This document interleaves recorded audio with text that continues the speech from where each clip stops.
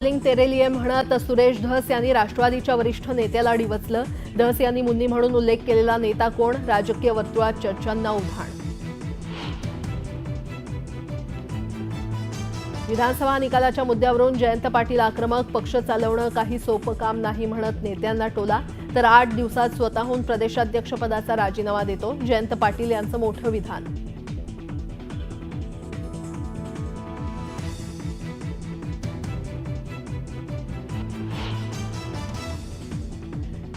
संतोष देशमुखांच्या हत्येच्या निषेधार्थ जालन्यामध्ये आज जन आक्रोश मोर्चा। संभाजीराजे छत्रपतींसह सुरेश धस आणि मनोज जरांगे मोर्चात होणार सहभागी।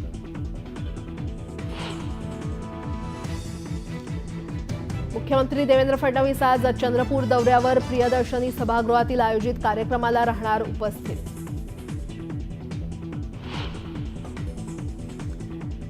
जामिनावर सुटल्यानंतर रॅली काढणाऱ्या कुख्यात गुंड कसबेच्या साथीदारांना पोलिसांनी घडवली अद्दल। धिंड काढत दिला दणका।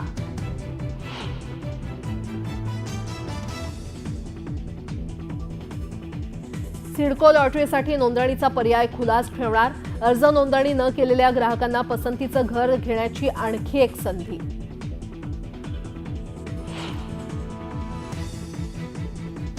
उल्हासनगरातील सुधारगृहातील लोखंडी गज वाकवून 8 मुली गेल्या पळून। 7 मुलींना पकडण्यात पोलिसांना यश। सुधारगृहाच्या सुरक्षेवर मोठं प्रश्नचिन्ह।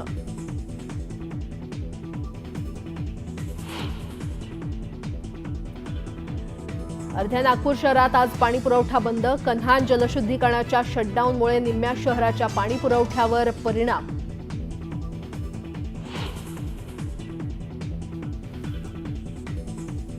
टक्कल पडण्याच्या रुग्णांमध्ये झपाट्यानं वाढ। बुलढाण्यात 11 गावात टक्कल पडलेल्या रुग्णांची संख्या गेली 100 वर।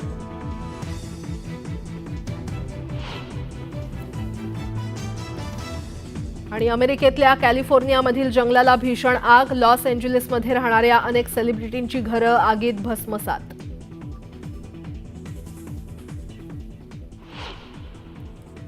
सुरुवातीला एक मोठी बातमी। आगामी स्थानिक स्वराज्य संस्था निवडणुकांसाठी शरद पवारांनी रणशिंग फुंकलंय। आगामी निवडणुकीमध्ये 50% जागा महिलांना देण्यात येणार आहेत, तर उर्वरित 50% जागांपैकी 60 ते 70 जागा या तरुणांना देण्यात येणार असं आश्वासन प्रमुख पदाधिकाऱ्यांच्या बैठकीत शरद पवार यांनी कार्यकर्त्यांना दिलेलं आहे। यंदा प्रस्तावित लोकांना बाजूला सारून सर्वसामान्य कुटुंबातील तरुणांना संधी देण्यात येणार असल्याचं देखील पवार यांनी सांगितलंय।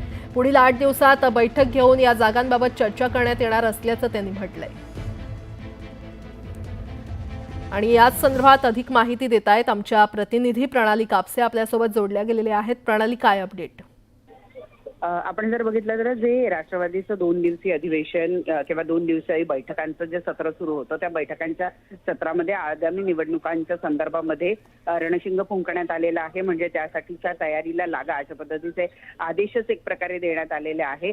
त्याचबरोबर या स्थानिक स्वराज्य संस्थांच्या निवडणुकांमध्ये महिलांना 50% आरक्षण असल्यामुळे जास्तीत जास्त महिलांना प्रोत्साहन देण्याचा प्रयत्न या निमित्तानं केला जाणार आहे। आणि उर्वरित जागांवर जे आहे ते तरुणांना संधी दिली जाईल, सर्वसामान्य कुटुंबातल्या मुलांना संधी दिली जाईल असं या एकूण जर आपण बघितलं तर भाषणांच्या दरम्यान सांगण्यात आलेलं आहे। येस, एकूणच जर बघितलं तर या संपूर्ण बैठकांमधून स्थानिक स्वराज्य संस्थांवर कॉन्सन्ट्रेट करण्यात येत असल्याचं दिसून येते। कारण विधानसभा निवडणुकांमध्ये ज्या पद्धतीचा पराभव राष्ट्रवादी शरदचंद्र पवार पक्षाला बघावा लागलाय, त्यानंतर कार्यकर्त्यांमध्ये उत्साह भरण्यासाठी काय चुका राहिल्यात त्या जाणून घेण्यासाठी हे सगळं नियोजन जे आहे ते करण्यात आलेलं होतं या बैठकांचं। आणि त्यामुळे स्थानिक स्वराज्य संस्थांसाठी कंबर कसा असं या बैठकांमधून पुढे आलेलं आहे। बरं प्रणाली, धन्यवाद या सविस्तर माहितीसाठी। मसाजोगचे सरपंच संतोष देशमुख यांच्या हत्येच्या निषेधार्थ जालन्यामध्ये आज विराट मोर्चा काढण्यात येणार आहे। छत्रपती संभाजी महाराजांच्या पुतळ्यापासून या मोर्चाला सुरुवात होईल आणि त्यानंतर तहसील कार्यालय आणि जिल्हाधिकारी कार्यालय येथून हा मोर्चा जाणार असून अंबड चौफुली इथे या मोर्चाचा समारोप होईल। या मोर्चामध्ये संतोष देशमुखांचं कुटुंब सहभागी होणार असून सर्वपक्षीय नेते देखील सहभागी होतील। संभाजीराजे छत्रपती, सुरेश धस आणि मनोज जरांगे या मोर्चामध्ये सहभागी होणार आहेत। संतोष देशमुख यांच्या हत्येच्या निषेधार्थ आज जालना शहरामध्ये महाजन आक्रोश मोर्चाचं आयोजन करण्यात आलेलं आहे। आपण जर बघितलं तर याच चौकामधून म्हणजे छत्रपती संभाजी महाराज यांच्या पुतळ्याला अभिवादन करून जे आहे ते या मोर्चाला जे आहे ते सुरुवात होणार आहे।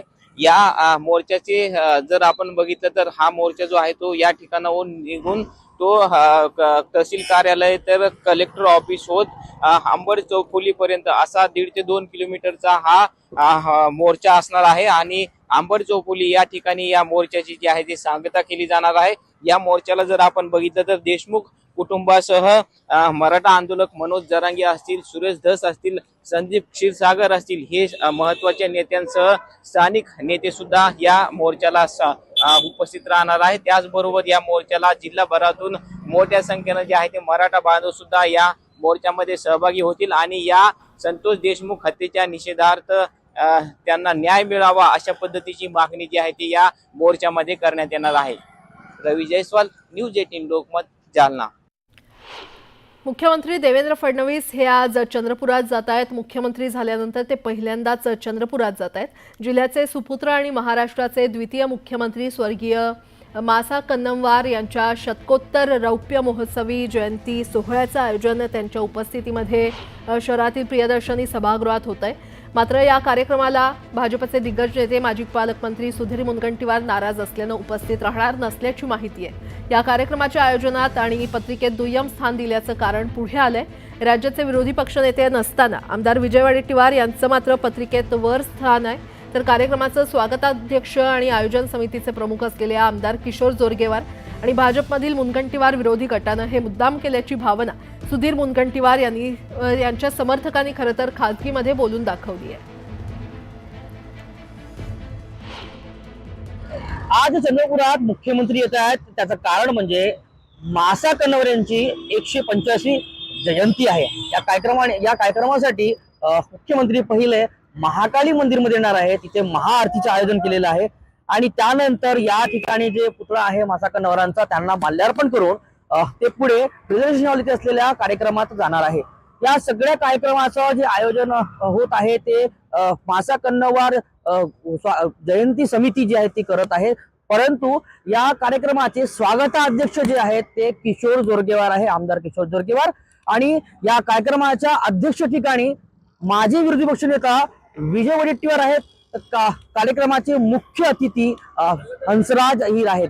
या सगळ्या कार्यक्रमामध्ये एकंदरीत जी पत्रिका तयार झालेली आहे त्या ठिकाणी कॅबिनेट मंत्री सुधीर मुनगंटीवार, माजी कॅबिनेट मंत्री सुधीर मुनगंटीवार हे खालच्या स्थान त्या पत्रिकेत दिलेलं आहे। त्याच्यामुळे कुठेतरी या सगळ्याच्या नाराजी या सगळ्या कार्यक्रमात दिसत आहे आणि आज ही जे कार्यक्रम जयंती समितीची होत असला तरी एक राजकीय दृष्ट्या विशेष महत्वाचा कार्यक्रम आहे आणि या कार्यक्रमामध्ये सुधीर मुनगंटीवार येतील का हाच एक प्रश्न जो आहे जो 12 वाजता या प्रश्नाचं उत्तर मिळणार आहे।